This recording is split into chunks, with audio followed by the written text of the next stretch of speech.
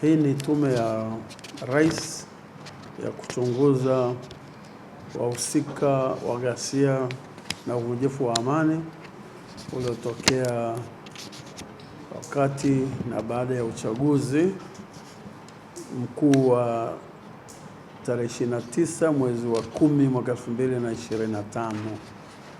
Tumeanza kazi na tumeanzia wilaya ya Kigamboni.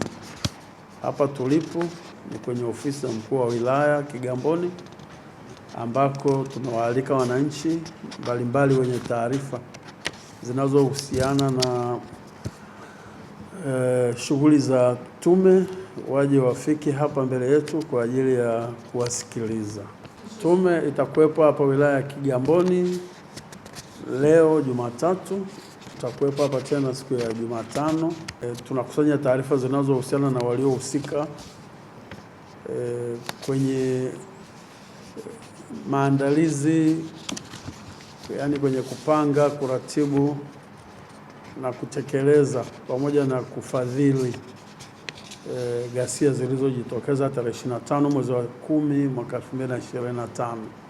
Tumewaalika wananchi kupitia njia mbalimbali kwa kupitisha gari la matangazo sehemu mbalimbali za wilaya hii, tukiwafahamisha kwamba tume itakuwa katika wilaya hii. Tumeanzia mkoa wa Dar es Salaam kwa sababu matukio mengi ya ghasia na vifo kwa mujibu wa taarifa ya Mheshimiwa Jaji Chande yalitokea Dar es Salaam.